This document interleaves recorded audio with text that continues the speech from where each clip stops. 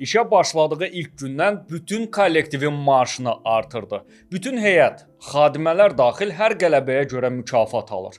Futbolun içində olanlar bunun nə qədər vacib olduğunu yaxşı bilir.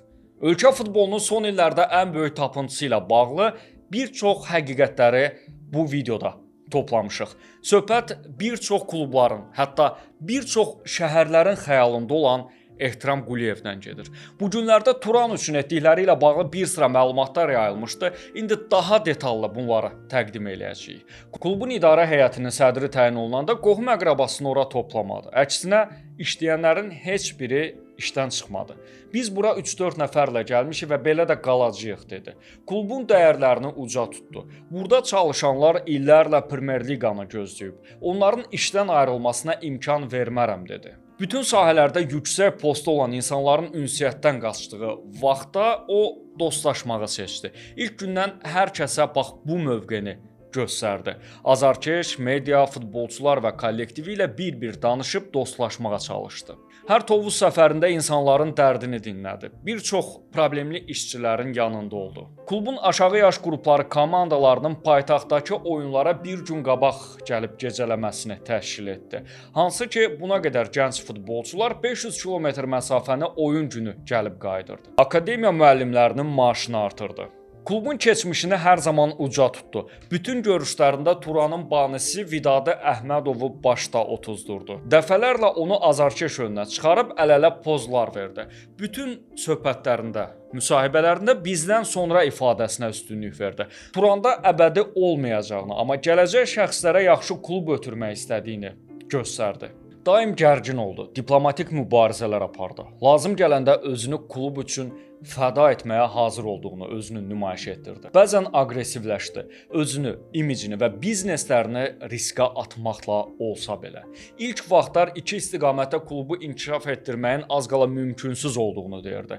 Söhbət həm infrastruktur, həm də idman nəticələrindən gedir. Amma sonra özü də dözə bilmədi. Görülən işlərlə yanaşı nəticə üçün çalışmağa başladı. Bir klubda uğur varsa orada çox böyük peşəkarlıq, yanaşma olduğu dəqiqdir. Ehtiram Quliyevin hazırki nəticənin səbəbkarı olmasına indi bir də mən deyəcəyim tərəfdən baxaq. Bölgə klubuna yaxşı legioner gətirmək olmur deyirdilər, amma Qurban Berdiyev kimi səviyyəli mütəxəssisin komandaya cəlb olunması ilə bu problem demək olar ki, həll oldu. Hansı ki, az qala bütün futbolçular onun kimi mütəxəssislə işləmək istəyir. Hətta bir çox yerlilər də Berdiyevlə işləmək üçün aşağı şərtlərə isti baxır. Böyük əksəriyyət onunla bu iş olmayacaq dedi. Amma Ehtiram Quliyev bizim bir razılaşmamız var. Turanı Avrokuboklara aparacaq deyərək sona qədər ona inandı. Dəstək oldu. Bu cür mürəkkəb yarışda bürünc mükafatçı oldular. Futbolçuların komandaya inanması üçün hər şey etdi. Mükafatlar, infrastruktur və dəstək. Təsəvvür edin, bütün klubların az qala məşq etməyə stadion tapmadığı, icarələrə böyük pullar xərclədiyi vaxtda paytaxtda təcili yeni stadion, baza hazırlandı. Tovuzdakı ot örtüyü min bir əziyyət bahasına bərpa olundu. İşıq dirəkləri, tablo quraşdırıldı. Akademiya üçün əlavə baza tikintisinə başlanıldı. Hazırki bazada yeni bina tikildi. İndi isə bax bütün bunları Avrokubokda davam etdirməyə hazırlaşır.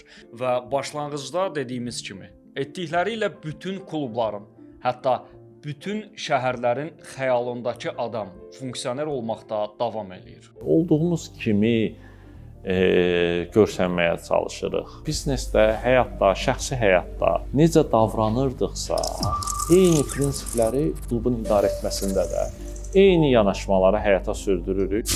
Hədəflərimizə addım-addım yaxınlaşarıq, qaçaraq yox. Öncəliyimiz Turan Futbol Klubu. Bizlə eyni düşüncədə olmayan azarkeşləri də qucaqlaya bilmək.